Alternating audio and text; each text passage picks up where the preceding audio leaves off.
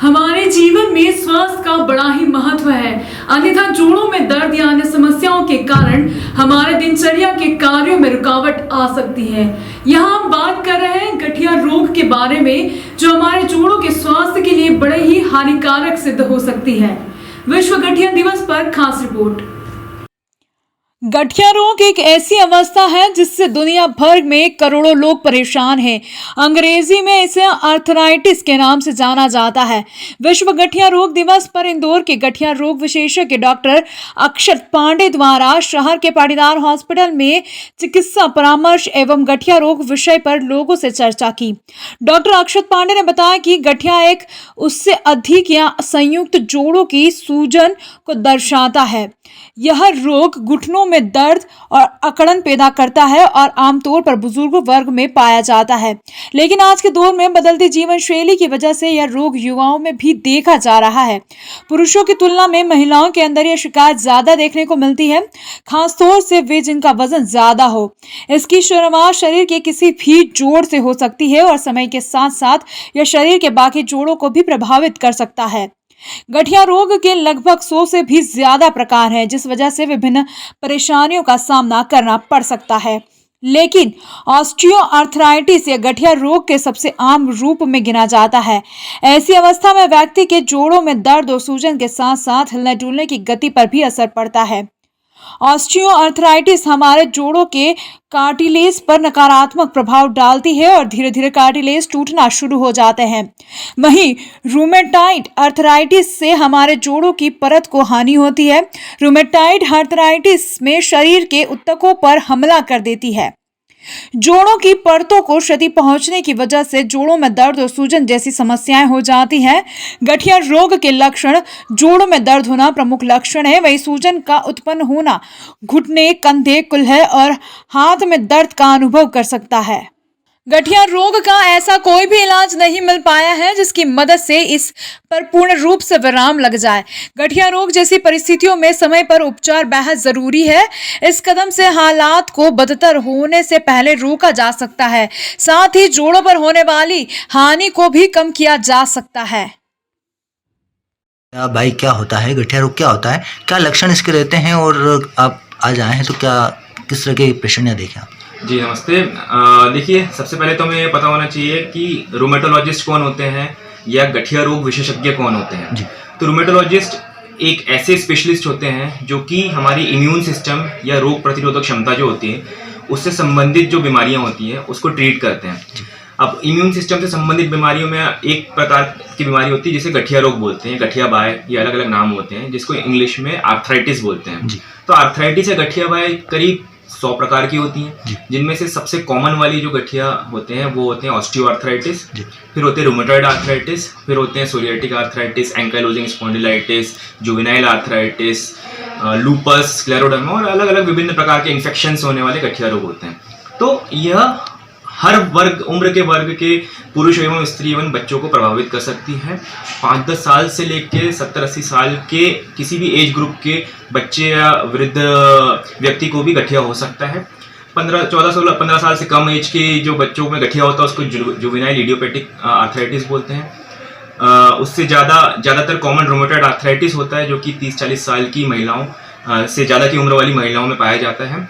इसके जो शुरुआती लक्षण होते हैं, जोड़ों में अकड़न जकड़न होना, सुबह सुबह उठने में बहुत ज़्यादा शरीर एवं जोड़ों में अकड़न जकड़न होना, उंगलियों में सूजन आ जाना, जोड़ों में सूजन आ जाना, हाथ पैर चलाने में दिक्कत आना, घर के छोटे मोटे काम करने में, कपड़े पहनने उतारने में दिक्कत आना, सब्जी काटने में दिक्कत आना। तो यह इसके बिल्कुल शुरुआती लक्षण होना। और सबसे प्राइमरी सिम्टम जो होता है वो होता है अर्ली मॉर्निंग स्टिफनेस, जो कि सुबह सुबह उठने पर अकड़न जकड़न होना होता है। इसके अलग अलग इसका जो इलाज होता है वह गठिया के जो टाइप होता है उस पर डिपेंड होता है, किस प्रकार का गठिया रोग है, किस एज ग्रुप में, किस उम्र के व्यक्ति को हुआ है, उसके ऊपर डिपेंड होता है।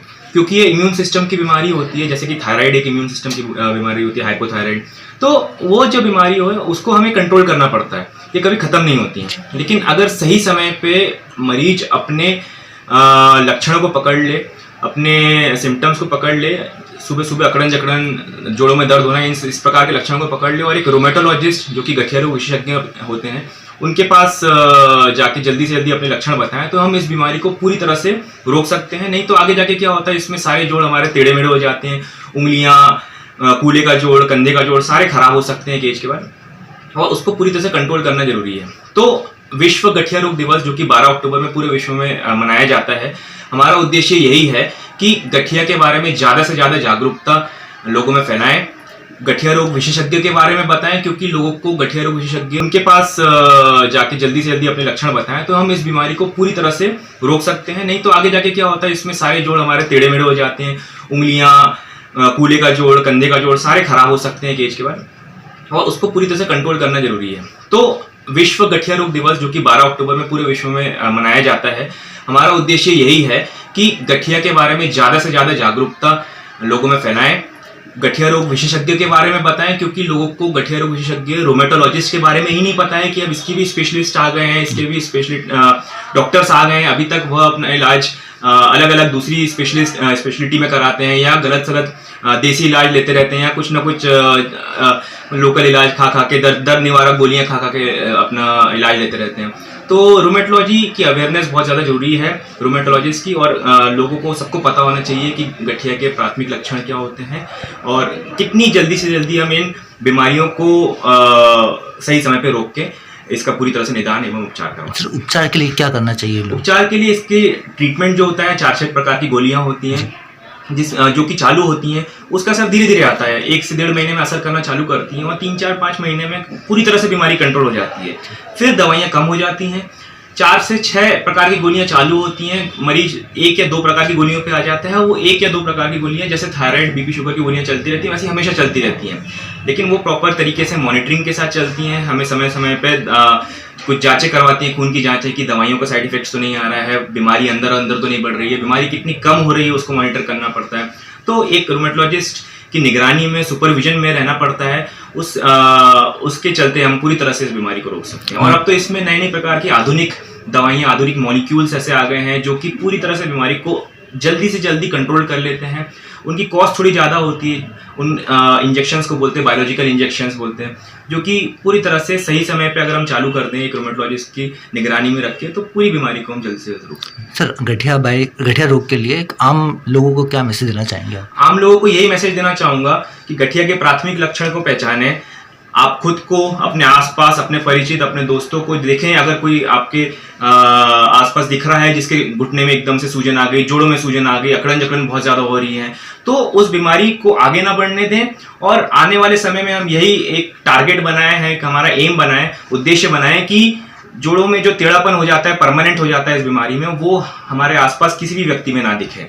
तो यही हमारे लिए जीत होगी सभी की, कि गठिया के जो आगे आने वाले समय में जो दुष्प्रभाव होते हैं उसको हम ना आने दें, और इस बीमारी को सब साथ मिलकर पूरी तरह से रोक लें। Okay sir, thank you.